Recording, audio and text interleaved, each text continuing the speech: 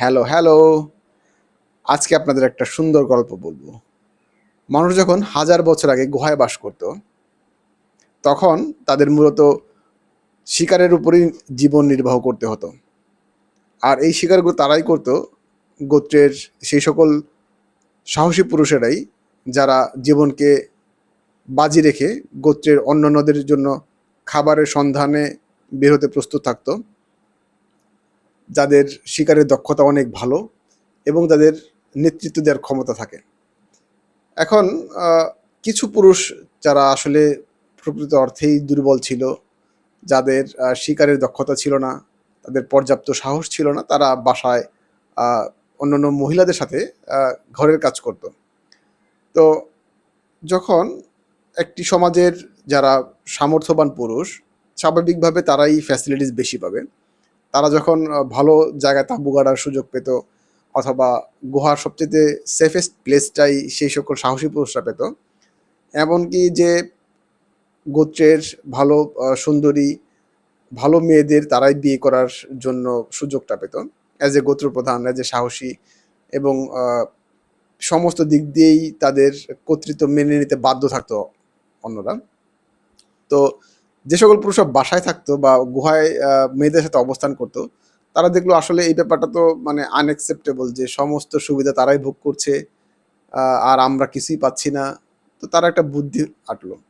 তো ওই মেয়েদের মানে যারা তাদের সাথে থাকতো, তাদের বিভিন্ন ধরনের গল্প, কবিতা, উপন্যাস মতো মানে ছন্দ টন্দ লিখে টিখে চাঁদ এনে দিব আকাশের, হ্যান এনে দিব ত্যান এনে দিব, এইসব বুজুং বাজুং মানে গদ্য কবিতা শুনে। কারণ তারা তো চাইলেই আর এরকম সাহসী অথবা এরকম চতুর হতে পারছে না। তাদের মানে সর্বস্বটি হচ্ছে গিয়ে মেকি বা ফেক, যে তারা অন্যান্য মেয়েদের এইসব বোঝাতো যে তোমাকে মানে হ্যান করবো, হ্যান এনে দেবো, ত্যান এনে দেবো, এরকম অনেক কিছু বুঝিয়ে বাজিয়ে। তো তারা একটু অ্যাডভান্টেজ নেওয়ার চেষ্টা করতো। এখন আপনারা বলতেই পারেন হয়তো বা গদ্য বা পদ্য অথবা কবিতার উৎপত্তি হয়তো বা ওইখান থেকে আসছে, গানের উৎপত্তি ওইখান থেকেই হয়েছে। It could be, I don't know.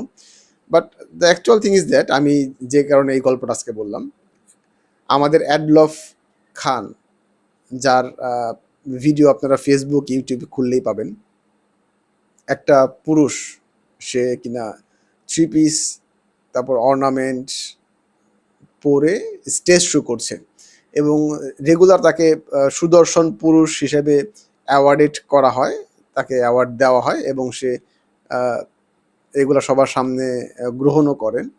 What ever এটা রিয়েল অর ফেক, অথবা সে কোনো অ্যাওয়ার্ডগুলো টাকা দিয়েই কিনেছে, এটা তাদের ব্যাপার। বাট সবচাইতে অ্যালার্মিং বিষয় হচ্ছে গিয়ে, এই সাজে একটা পুরুষ এই সাজটা দিতে পারে, যে একটা থ্রি পিস পরে, একটা মহিলার ড্রেস পরে, একটা মানে কানের দুল, নাকের নথ, বা মানে একটা হার পরে সে স্টেজ পারফরমেন্স করছে। এটা হচ্ছে মানে অ্যালার্মিং, যে একটা সমাজের পুরুষরাই হচ্ছে গিয়ে মোটামুটি বলা চলে যে ত্রাণকর্তা। তাদের বুদ্ধি, তাদের মানে অন্যদের প্রোটেক্ট করার ক্ষমতা, তাদের বিচক্ষণতা, তাদের সাহসিকতাই হচ্ছে একটা সমাজকে এগিয়ে নেওয়ার মূল হাতিয়ার। হ্যাঁ, আপনি বলতে পারেন যে এখন তো আর এখন যুদ্ধ নাই। আর যুদ্ধ মেইন ফ্যাক্ট না। মেইন ফ্যাক্ট হচ্ছে কি, আপনার সমাজের যারা মেইনলি লিডিং পর্যায়ে থাকার কথা, তারা একটা খুবই দুর্বল অবস্থানে চলে যাচ্ছে, এবং এই অ্যাকসেপ্টেন্সটা খুবই ইজিলি সবাই পাচ্ছে, যে আসলে এরকম তো হওয়া যায়, এরকম তো হয়। এই অ্যাডলফ খানের মতন যারা আছেন, মানে হাফ পুরুষ হাফ মহিলা, অথবা যারা এই একটা তত্ত্বকে এস্টাবলিশ করার জন্য উঠে পড়ে লেগেছেন যে পুরুষরাও চাইলে মহিলাদের মতো থাকতে পারে, থ্রি পিস পরতে পারে, এই ব্যাপারটা আসলে আমাদের সমাজের জন্য দীর্ঘমেয়াদী একটা অভিশাপ। সুতরাং আমি বলতে চাই যে পুরুষকে পুরুষ হিসেবে থাকা উচিত, আর মহিলাকে মহিলা হিসেবেই ট্রিট করা উচিত। Thank you so much for watching this video. আল্লাহ হাফেজ।